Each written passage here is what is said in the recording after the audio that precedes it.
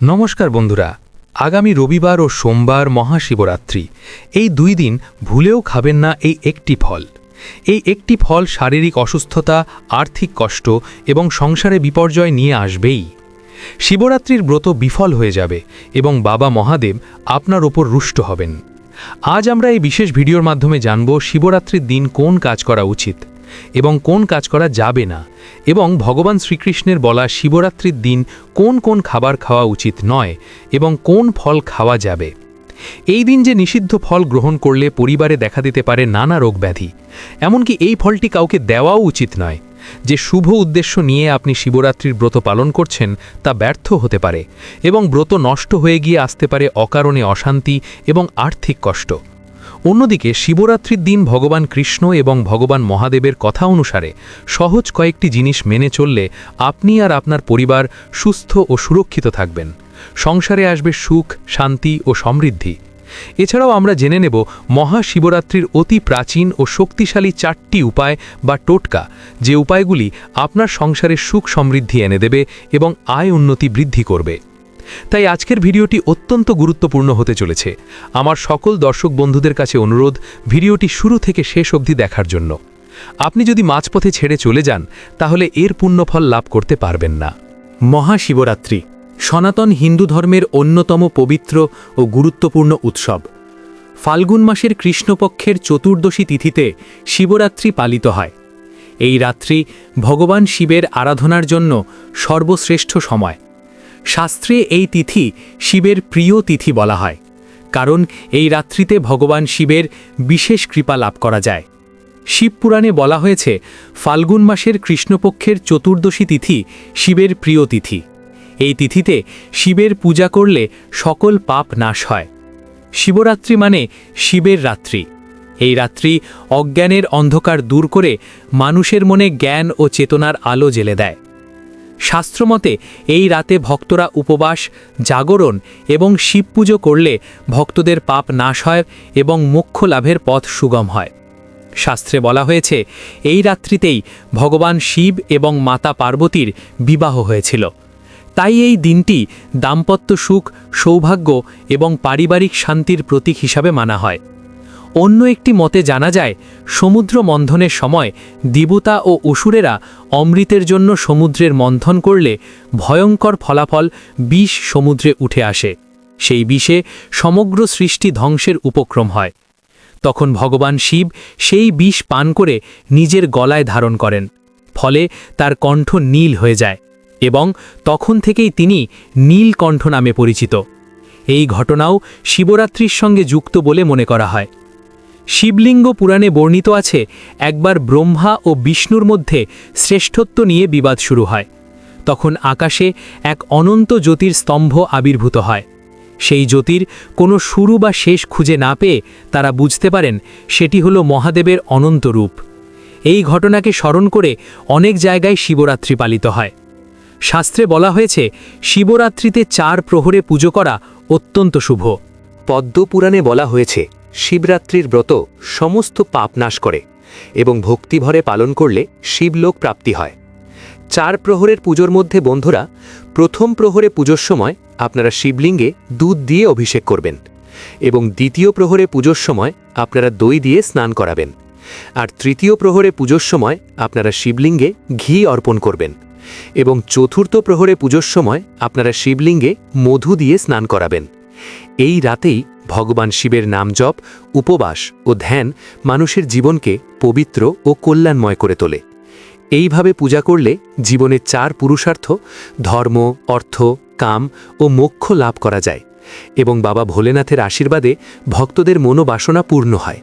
বাবা মহাদেব সন্তুষ্ট থাকলে গ্রহদোষ, বাস্তুদোষ এবং সমস্ত ফাঁড়া কেটে যায়। শিবলিঙ্গ হল সৃষ্টির আদি শক্তির প্রতীক। রাত্রি হল অজ্ঞানতার অন্ধকার। জাগরণ হল মানুষের চেতনা। আর উপবাস মানে ইন্দ্রিয় সংযম ও আত্মশুদ্ধি। শাস্ত্র মতে মহাশিবরাত্রি ব্রত পালন করলে পাপ ক্ষয় হয়, অশুভ শক্তির নাশ হয়, দাম্পত্য জীবন সুখের হয়, অর্থ সমৃদ্ধি লাভ হয় এবং মোক্ষ লাভের পথ সুগম হয়। বন্ধুরা, শিবরাত্রি পুজোর শ্রেষ্ঠ সময় হল মিশিতকাল। চতুর্দশী তিথিতে 4 প্রহরে পুজো করা হয়, অনেকেই কোনো একটি প্রহরে বা 4 প্রহরেই পুজো করে থাকেন। বন্ধুরা, বিশুদ্ধ শুদ্ধ পঞ্জিকা অনুসারে আগামী 15ই ফেব্রুয়ারি 2026 রবিবার বিকেল 5:06 চতুর্দশী শুরু হচ্ছে এবং সোমবার বিকেল 5:35 পর্যন্ত চতুর্দশী তিথি থাকবে। এই সময় শিবরাত্রির ব্রত ও উপবাস পালিত হবে এবং পারণের সময় হল 16ই ফেব্রুয়ারি সোমবার ভোর 6:13 থেকে সকাল 9:58 মধ্যে। এই সময়ের মধ্যে শিবরাত্রির পালন করে নেবেন। নিশীথকালে পুজোর বিশেষ শুভ মুহূর্ত হল রাত 11:28 থেকে রাত 12:15 মধ্যে। যারা 4 প্রহরে পূজা করতে পারেন না তারা চাইলে নিশীথকাল অর্থাৎ অর্ধরাত্রিতে শিব পুজো করতে পারেন। নিশীথকালে শিব পুজো করলেই পুরো 4 প্রহরের পুজোর এবং মহাশিবরাত্রির পূর্ণ ফল পাওয়া যায়। বন্ধুরা, শাস্ত্রমতে মহাশিবরাত্রিতে সন্ধ্যার পর স্নান করে শিবের পুজো করা উচিত। শিবরাত্রি ব্রত পালন করার আগের দিন সংযমে থাকবেন এবং নিরামিষ আতপ চালের সিদ্ধ ভাত খাবেন। এছাড়া চাইলে ময়দার তৈরি খাবারও খেতে পারেন, তবে রান্নায় সন্ধক লবণ ব্যবহার করবেন এবং সর্ষের তেলের বদলে ঘি ব্যবহার করবেন। শিবরাত্রির ব্রতের দিন উপোস থেকে নিষ্ঠাভরে সহজ কিছু নিয়ম মানলেই ভক্তের মনোবাঞ্ছা পূরণ করেন বাবা মহাদেব। শিবপুরাণ অনুসারে মহাশিবরাত্রির পুজোয় যে উপকরণ লাগে তার মধ্যে বাবা মহাদেবের সবথেকে প্রিয় জিনিসটি হলো ভাং। এছাড়া গঙ্গা জল, গরুর দুধ, ধুতরা ফুল, ধুতরা ফল, আকন্দ ফুল, বেলপাতা, দই, ঘি, মধু, আখের রস এবং চন্দন। এছাড়া পুজোর সময় লেবু, কলা, আঙুর, বিশেষ করে শ্রীফল বা বেলফল নিবেদন করলে বাবার আশীর্বাদে মনের ইচ্ছে পূরণ হয় এবং দীর্ঘায়ু লাভ করা যায়। অর্থকষ্ট দূর হয়ে যায়, সংসারে আসে সুখ এবং সমৃদ্ধি। এই রাতে বাবার সামনে ধূপকাঠি জ্বালানো ধন সম্পদের প্রতীক এবং প্রদীপ জ্বালানো জ্ঞান অজ্ঞানতার প্রতীক। শিবরাত্রি ব্রতের অন্যতম প্রধান কাজ হল সারা রাত জেগে থেকে বাবা মহাদেবের নাম জপ করা এবং বাবার ধ্যান করা। কিন্তু বন্ধুরা, তিল, কেতকী ফুল, নারকেলের জল, শঙ্খ বা শাঁখের জল, তুলসী পাতা এই জিনিসগুলি ভুল করেও শিবরাত্রির দিন বাবা ভোলেনাথকে অর্পণ করবেন না, তাহলে বাবা রুষ্ট হতে পারেন। আর কেনা জানে স্বয়ং মহাদেব যার ওপর রুষ্ট হন তার ধ্বংস হওয়া শুধুমাত্র সময়ের অপেক্ষা। শিবপুরাণে বলা হয়েছে কেতকী ও চম্পা ফুলকে ভগবান শিব অভিশাপ দিয়েছিলেন। এই ফুল সাদা হলেও ভগবান শিবকে দেওয়া উচিত নয়। ভুল করেও এই দিন ভগবান শিবকে কেতকী ও চম্পা ফুল নিবেদন করবেন না। আপনি যদি শিবরাত্রির দিন বাবা মহাদেবকে খুশি করতে চান তাহলে এই দিন কালো পোশাক পরবেন না। এই দিন কালো রঙের পোশাক পরাকে অশুভ বলে মনে করা হয়। আপনি লাল, সাদা বা লাল সাদা মেশানো পোশাক পরতে পারেন এবং এই রঙগুলো মহাদেবের বিশেষ প্রিয়। শিবরাত্রির উপোস সকাল থেকে শুরু হয় এবং পরের দিন সকাল পর্যন্ত চলে, তাই খিদে পেলে এই দিন ফল, দুধ, বাদাম, মাখন, দুগ্ধজাত খাবার খেতে পারেন। যদিও ব্রত করলে এই দিন সূর্যাস্তের পর কোনো খাবার খাওয়া উচিত নয়।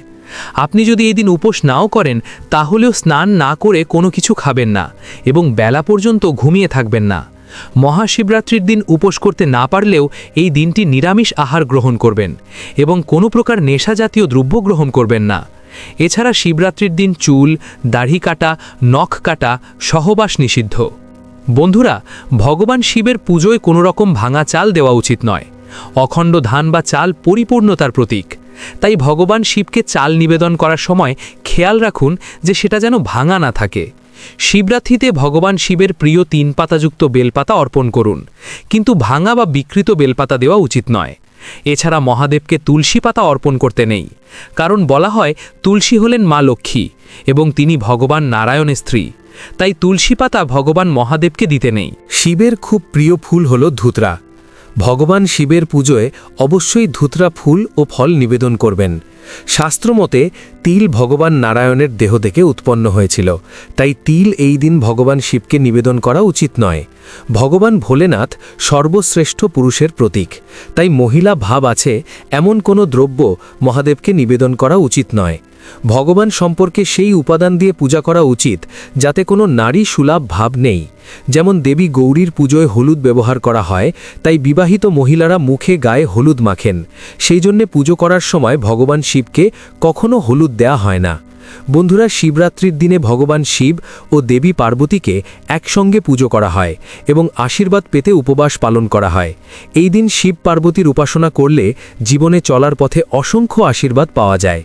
বন্ধুরা, মহাশিবরাত্রির দিন কোন ফল খেতে নেই সেটা জানার আগে আমরা খুব দ্রুত জেনে নেব শিবরাত্রির 4টি বিশেষ এবং শক্তিশালী উপায়, যে উপায়গুলি করলে আপনার সংসারে সুখ ও সমৃদ্ধি আসবে। তার আগে বন্ধুরা ভিডিওটি অবশ্যই লাইক করে দিন আর কমেন্টে হর হর মহাদেব লিখুন। আমাদের খুব ভালো লাগে যখন আপনি আমাদের ভিডিওতে কমেন্ট করেন এবং লাইক দেন, এতে আমরা নতুন নতুন ভিডিও তৈরি করার উৎসাহ পাই। দেখুন বন্ধুরা, প্রথম উপায়টি হলো শিব চতুর্দশীর দিন শিবলিঙ্গে 3টি পত্রযুক্ত 3টি বেলপাতা অর্পণ করুন। তার সাথে ধুতরা ও আকন্দ ফুল দিলে মহাদেব সন্তুষ্ট হন। এর ফলে সংসারে অর্থকষ্ট দূর হয়ে ধীরে ধীরে আয় বৃদ্ধি পায়। দ্বিতীয় উপায়টি হলো শিবরাত্রির দিন কোনো গরিব মানুষ, সন্ন্যাসীদের কোনো মন্দিরে অন্ন, ফল বা বস্ত্র দান করলে শিবের কৃপায় সংসারে দারিদ্রতা দূর হয় এবং সমৃদ্ধি আসে।